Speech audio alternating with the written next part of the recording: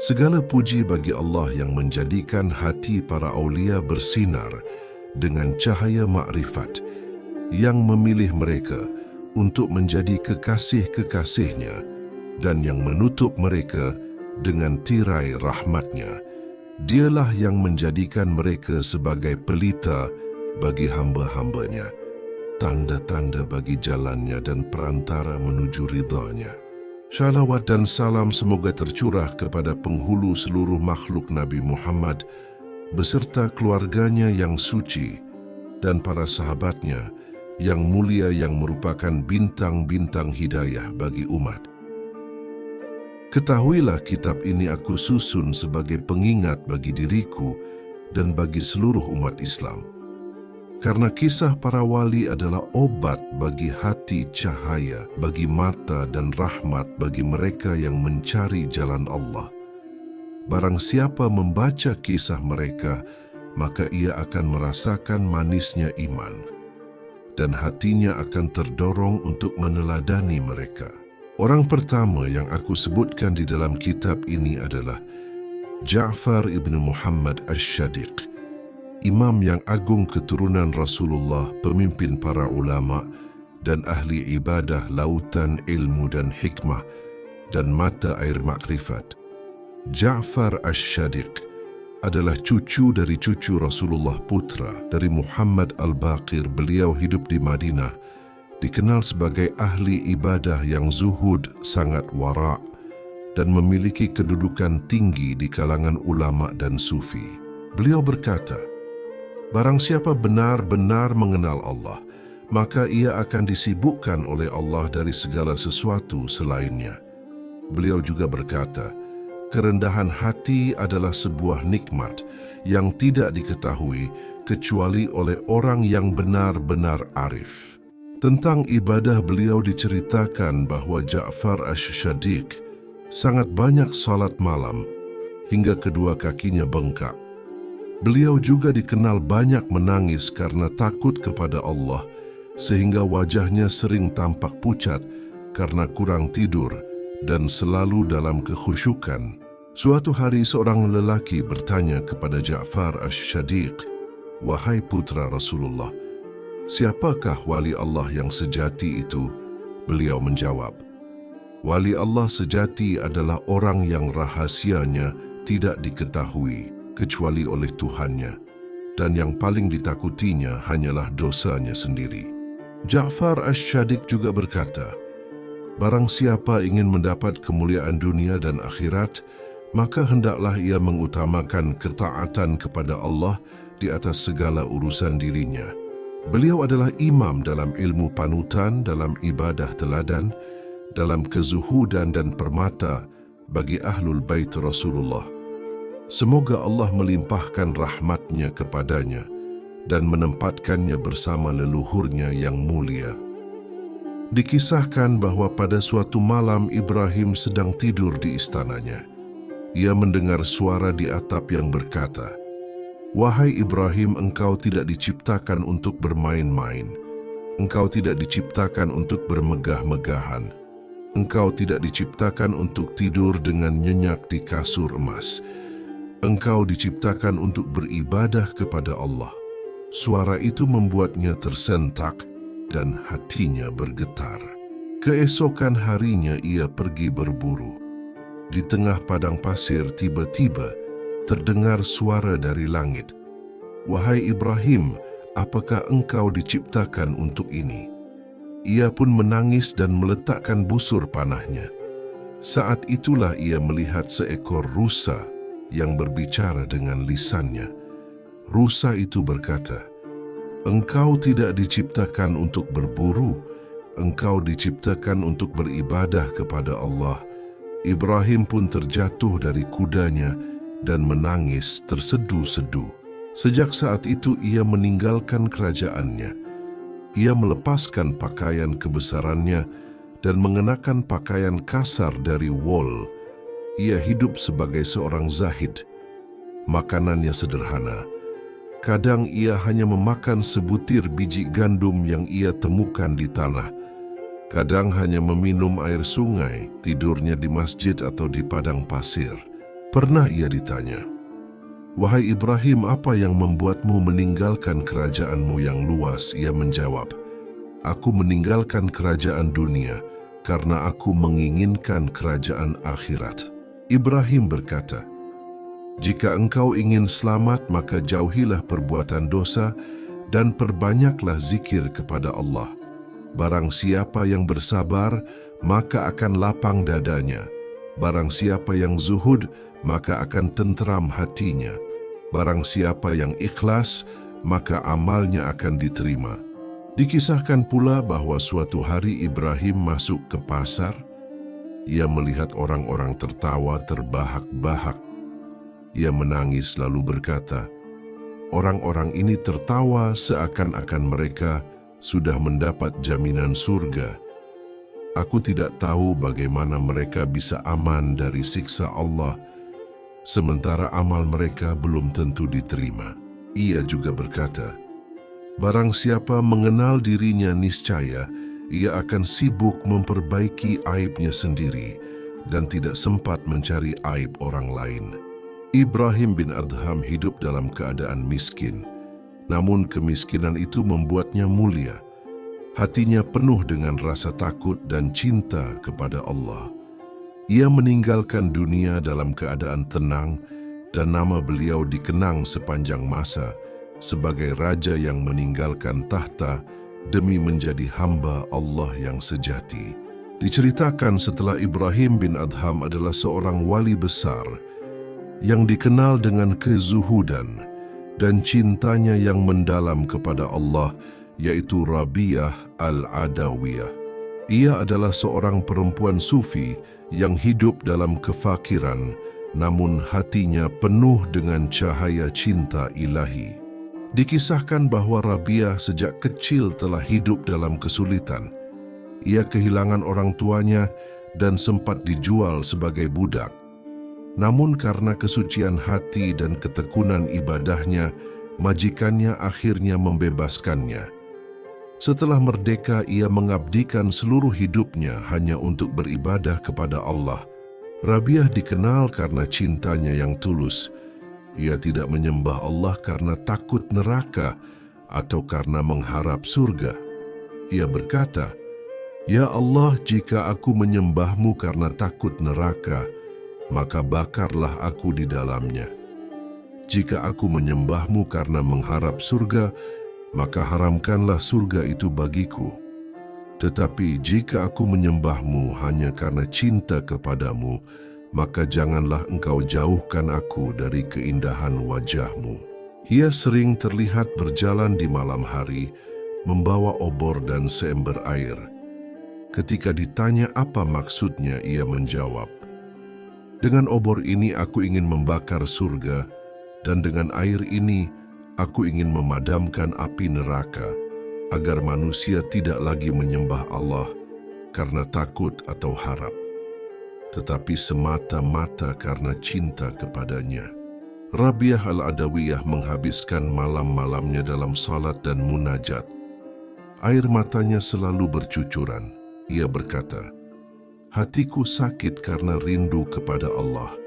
Obatnya hanyalah perjumpaan dengannya." Pernah seseorang bertanya kepadanya, "Wahai Rabiah, apakah engkau mencintai Nabi Muhammad?" Ia menjawab, "Cinta kepada Nabi adalah bagian dari cinta kepada Allah.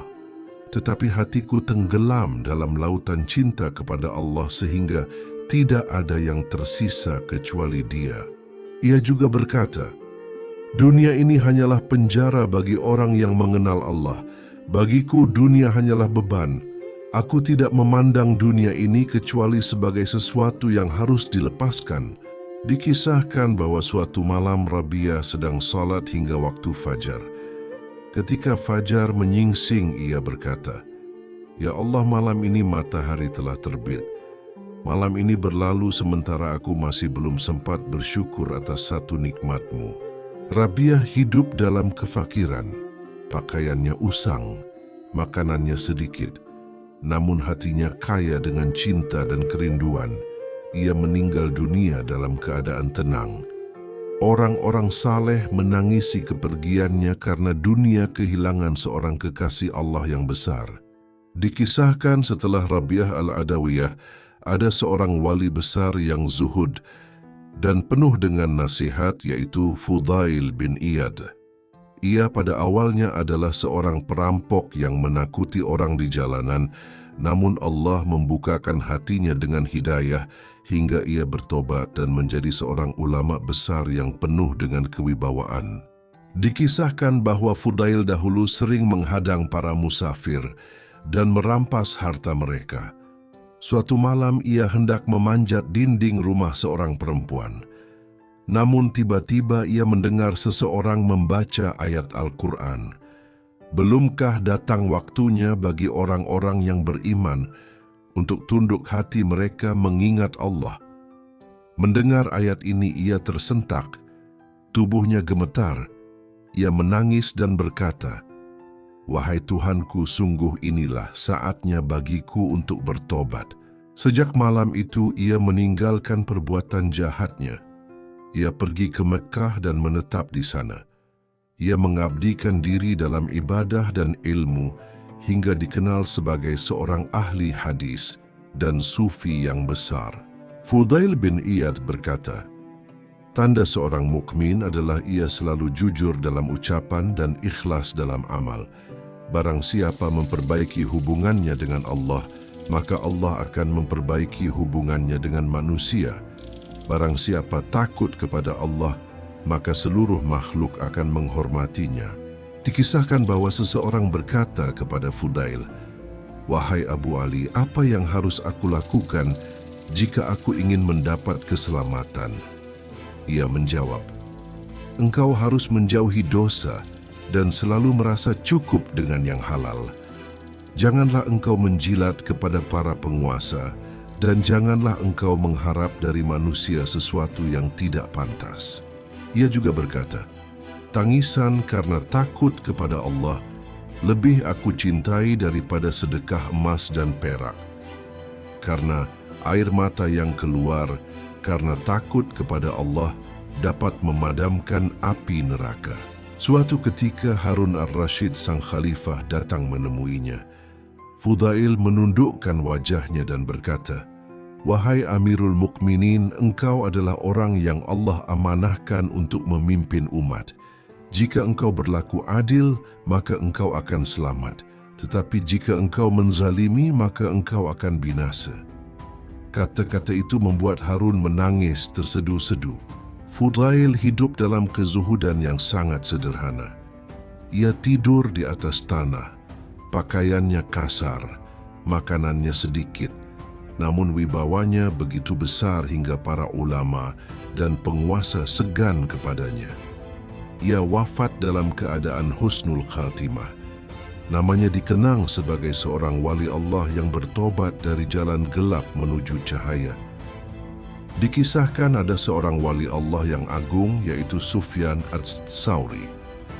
Beliau dikenal sebagai Amirul Mukminin fil Hadits karena keluasan ilmunya dalam meriwayatkan hadis dan juga seorang sufi besar yang hidup dalam kezuhudan dan ketakwaan.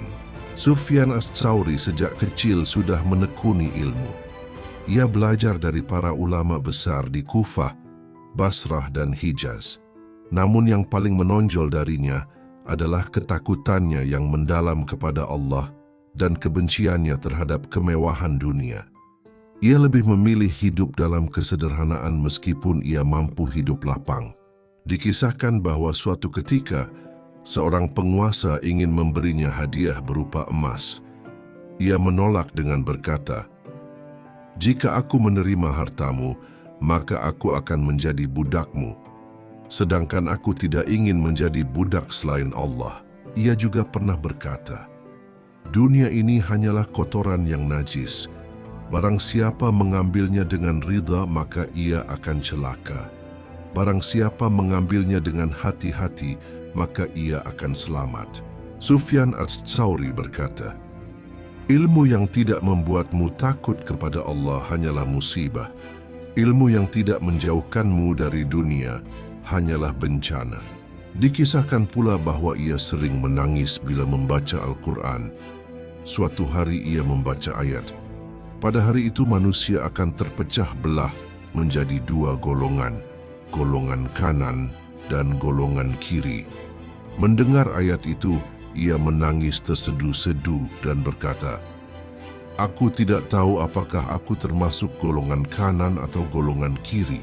Suatu malam seseorang mendapati beliau sedang berdoa dengan penuh tangisan. Doanya adalah, "Ya Allah, janganlah Engkau membuat hatiku keras. Janganlah Engkau menjauhkan aku dari rahmat-Mu. Jika Engkau tidak mengampuniku, maka kepada siapa lagi aku akan memohon?" Sufyan Ats-Tsauri juga berkata, "Tanda cinta kepada Allah adalah engkau lebih mendahulukan apa yang Allah cintai daripada apa yang engkau cintai." Beliau hidup dalam pengembaraan, berpindah dari satu negeri ke negeri lain untuk mencari ilmu dan menyebarkan hadis. Namun beliau selalu menghindari kedekatan dengan penguasa karena khawatir hatinya akan tergoda oleh dunia. Akhir hidupnya penuh dengan air mata. Ia wafat dalam keadaan takut kepada Allah. Orang-orang yang menghadiri jenazahnya berkata bahwa mereka belum pernah melihat seorang alim yang begitu zuhud dan begitu khusyuk dalam ibadah seperti Sufyan Ats-Tsauri. Dikisahkan setelah Sufyan Ats-Tsauri adalah seorang wali Allah yang zuhud dan penuh dengan hikmah, yaitu Dawud Ats-Tsa'i. Ia pada mulanya seorang ulama yang mendalami fikih dan ilmu-ilmu lain, namun kemudian meninggalkan majelis perdebatan dan memilih jalan kezuhudan hingga menjadi teladan bagi para salik. Dawud Ats-Tsa'i belajar dari Imam Abu Hanifah. Ia dikenal sangat cerdas dalam menguasai ilmu. Namun suatu hari hatinya tergerak ketika mendengar nasihat gurunya. Abu Hanifah berkata, "Wahai Dawud, ilmu itu akan menjadi hujjah atas dirimu di hadapan Allah jika tidak engkau amalkan." Kata-kata ini menusuk ke dalam hatinya. Sejak saat itu ia meninggalkan perdebatan ilmiah yang sia-sia dan memutuskan untuk mengisi hidupnya dengan ibadah. Dikisahkan bahwa Dawud Ats-Tsa'i menutup pintu rumahnya dan hampir tidak pernah keluar. Ia menghabiskan waktunya dalam salat, membaca Al-Quran, dan berzikir. Makanannya sangat sedikit. Diceritakan ia sering mencelupkan sepotong roti kering ke dalam air dan itu cukup baginya untuk sehari. Ia berkata, "Barang siapa ingin selamat, hendaklah ia menjauhi manusia dan sibuk dengan dirinya sendiri." Dikisahkan bahwa seorang sahabatnya pernah datang kepadanya. Ia melihat Daud sedang duduk dengan wajah pucat, lalu ia bertanya, "Wahai Daud, mengapa engkau demikian lemah?" Ia menjawab, "Ingatanku kepada neraka membuatku tidak dapat tidur. Bagaimana mungkin aku bisa tertawa sementara jalan menuju akhirat begitu dekat?" Ia juga berkata, "Dunia ini hanyalah mimpi. Orang-orang baru akan sadar ketika kematian datang menjemput mereka." Suatu hari Dawud Ats-Tsa'i keluar ke tepi sungai. Ia melihat seekor anjing liar sedang minum air. Ia pun berkata, "Sungguh anjing ini lebih baik dariku. Ia tidak akan dimintai pertanggungjawaban atas amalnya, sedangkan aku akan dimintai pertanggungjawaban di hadapan Allah." Ketika ajalnya mendekat, ia berkata, "Aku takut karena aku tidak tahu apakah amal-amalku diterima atau ditolak. Aku tidak tahu apakah aku termasuk orang yang selamat atau binasa." Ia wafat dalam keadaan khusyuk dan namanya harum sebagai seorang wali yang meninggalkan dunia untuk mencari keridhaan Allah semata. Seorang wali Allah yang masyhur yaitu Malik bin Dinar. Ia adalah seorang ahli ibadah yang mulanya hidup dalam kelalaian, namun kemudian Allah membalikkan hatinya dengan hidayah hingga menjadi salah satu panutan dalam kezuhudan. Dikisahkan bahwa Malik bin Dinar pada masa mudanya pernah hidup dengan banyak dosa. Ia sering lalai, dan tidak menjaga kewajiban agama. Namun Allah menegurnya dengan ujian. Ia mempunyai seorang anak perempuan kecil yang sangat ia cintai. Anak itu wafat di usia belia. Hatinya hancur dan ia menangis siang dan malam. Pada suatu malam ia tertidur dan bermimpi. Ia melihat hari kiamat telah terjadi. Api neraka mengejarnya. Ia berlari ketakutan. Tiba-tiba muncullah putrinya yang telah wafat. Anak itu menghalangi api neraka lalu berkata, "Wahai ayah, tidakkah tiba saatnya engkau kembali kepada Allah?" Saat terbangun ia menangis tersedu-sedu. Malam itu ia bertobat dengan sungguh-sungguh. Sejak saat itu Malik bin Dinar meninggalkan kehidupannya yang penuh kelalaian. Ia memilih hidup dengan pakaian sederhana, makanan sedikit, dan rumah yang sepi. Ia mengabdikan seluruh waktunya untuk salat, zikir, dan membaca Al-Quran. Ia berkata, "Celakalah hati yang tidak bisa lembut dengan bacaan Al-Quran. Celakalah hati yang tidak tersentuh oleh peringatan Allah." Dikisahkan bahwa Malik bin Dinar sering berjalan di pasar sambil menundukkan pandangan. Jika ia melihat orang tertawa terbahak-bahak, ia berkata, "Andaikan mereka tahu apa yang aku tahu tentang akhirat, niscaya mereka akan lebih banyak menangis daripada tertawa." Suatu hari seseorang bertanya kepadanya, "Wahai Abu Yahya, apa yang menjadi sebab hati ini keras?" Ia menjawab, "Hati menjadi keras karena banyak makan, banyak tidur, banyak bicara, dan banyak berbuat dosa." Ia juga berkata, "Manusia itu tidur. Jika mereka mati, barulah mereka terbangun." Dikisahkan bahwa Malik bin Dinar sering menangis di malam hari. Ia berdoa dengan penuh kerendahan hati, "Ya Allah, ampuni hamba-Mu ini yang penuh dengan dosa. Ya Allah, jadikanlah aku termasuk hamba-Mu yang Engkau cintai." Akhir hidupnya penuh dengan khusyuk dan tobat. Ia wafat dalam keadaan istiqamah di atas jalan Allah. Orang-orang menaruh hormat kepadanya karena kehidupannya yang zuhud dan ibadahnya yang tulus. Namanya dikenang sebagai salah satu aulia Allah yang besar. Dikisahkan setelah Malik bin Dinar adalah seorang wali Allah yang masyhur dengan kewaraannya, yaitu Hasan al-Bashri.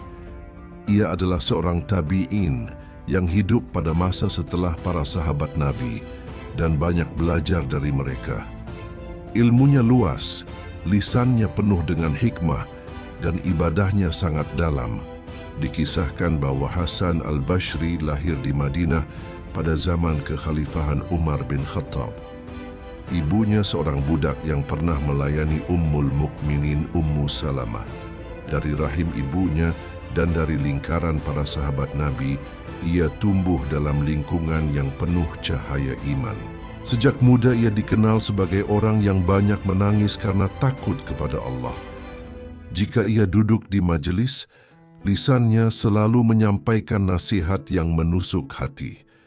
Orang yang mendengarnya sering tersentuh hingga menangis. Hasan al-Bashri berkata, "Wahai anak Adam, sesungguhnya engkau hanyalah kumpulan hari. Setiap kali satu hari berlalu, maka hilanglah sebagian darimu." Ia juga berkata, "Dunia ini hanyalah jembatan, maka janganlah engkau membangunnya seakan-akan engkau akan tinggal selamanya." Dikisahkan bahwa Hasan al-Bashri sangat tegas kepada penguasa. Ia tidak takut menasihati mereka meskipun ucapannya pahit. Suatu ketika seseorang bertanya kepadanya tentang keadilan seorang khalifah. Ia menjawab, "Keadilan seorang pemimpin adalah kehidupan bagi rakyatnya, dan kezaliman seorang pemimpin adalah kehancuran bagi mereka." Ia juga dikenal dengan doa-doanya yang penuh kerendahan hati. Ia sering berdoa, "Ya Allah, ampunilah dosa-dosa kami.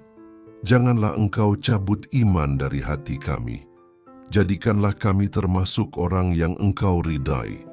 Dikisahkan bahwa ia sering berkata, Mukmin yang sejati adalah orang yang lebih sibuk dengan aib dirinya daripada mencari aib orang lain.